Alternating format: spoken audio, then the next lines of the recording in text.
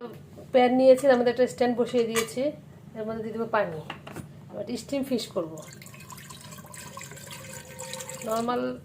Normally সাধারণত আমরা চাইলে একটু লবণ দিতে পারেন, সস বানাবার সাথে একটু লবণ দিয়ে দিলাম হালকা।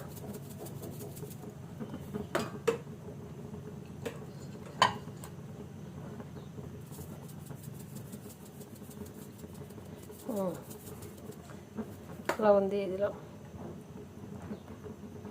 বড় করে কেটে নিয়েছি, দেখেন বড় করে কেটে নিয়েছি, বড় ডিপ করে কেটে নিতে হবে, ডিপ করে কেটে নিয়েছি, একদম অনেক ডিপ করে কাটা। এখন মাছটাকে স্টিম করে নেই, তারপরে সস দেখাবো। দেখি কি অবস্থায়, দেখেন মাছটা স্টিম হচ্ছে।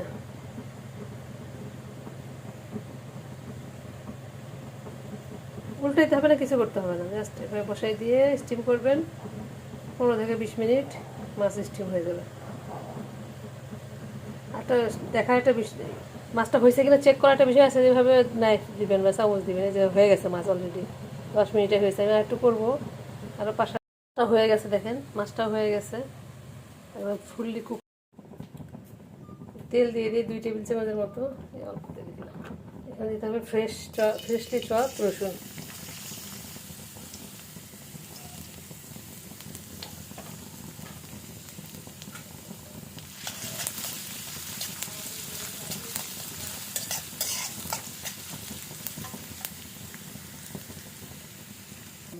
রসুনটা ভাজা হয়েছে, এবার দেবো পেঁয়াজ।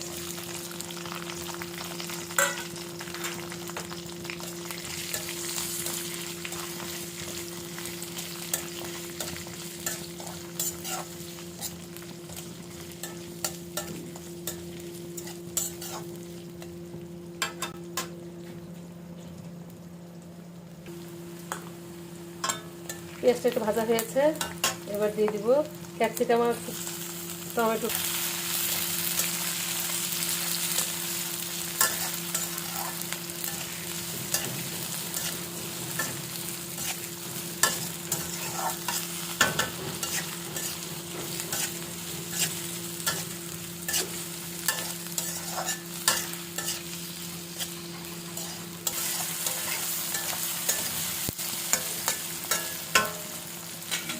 এখন দেবো সস, দিয়ে দেবো বেশি করে ফিশ সস দিতে হবে। লবণ কিন্তু দেই নাই, কারণ সসগুলোতে লবণ থাকে অনেক। বেশ কয়েকটা ফিশ সস দিয়ে দিলাম। দিয়ে দিলাম হচ্ছে সয়া সস 1 চামচের মতো।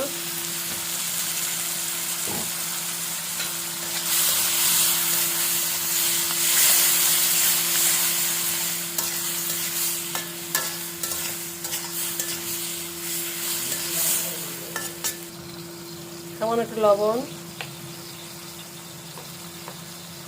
রেড চিলি পাউডার,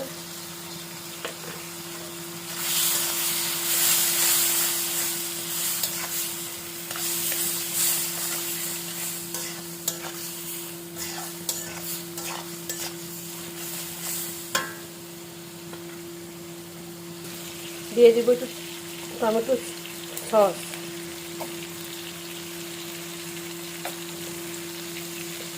1/4 কাপের মতো, 2 টেবিল চামচ।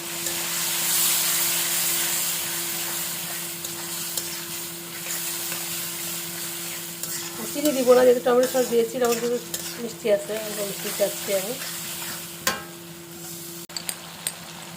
1 চামচ চিলি ফ্লেক্স, 1 চামচ কর্নফ্লাওয়ার, 1/4 কাপ পানি দিয়ে গুলিয়ে দিয়েছি।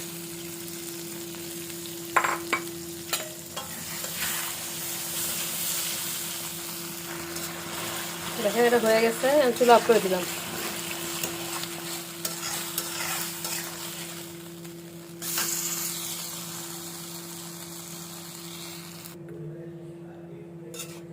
দিয়ে দিয়েছি একটা লেবুর রস আর একটা নাগামরিচ।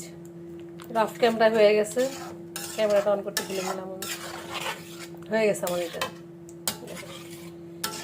সসটাও রেডি হয়ে গেছে। লবণ টেস্ট করে নেবেন অবশ্যই, নিজের স্বাদ মতো লবণ দিয়ে দিবেন। প্রথমে আগে আমি একটু গ্রেভি দিয়ে দিলাম, যেন মাছের নিচটাও একটু মশলার মধ্যে থাকে। অর্ধেকটা গ্রেভি নিচে দিব, এখন দিব মাছ। এই যে মাছের যে একটা পানি ছিল, পানিগুলো ফেলে দিয়েছি। এখন দেব মাছটা।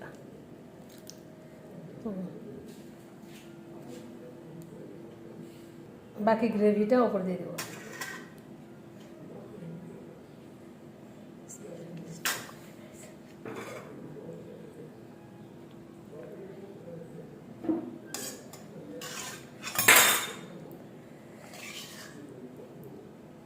গ্রেভিটা পুরোটাই মাছের উপর দিয়ে দিলাম।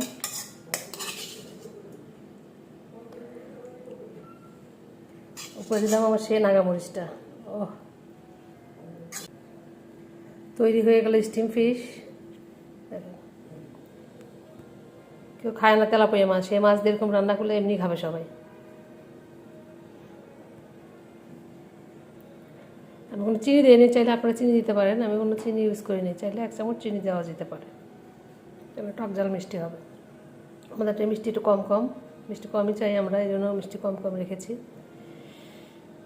চমৎকার না মাছটা? দেখেন, এরকম করে মাছ রান্না করলে কেউ বলবে মাছ খাবো না। ভালো লাগলে রেসিপিটা কপি করবেন, নিজেরা বানাবেন, সবার সাথে শেয়ার করবেন। ভালো থাকবেন, আল্লাহ হাফেজ।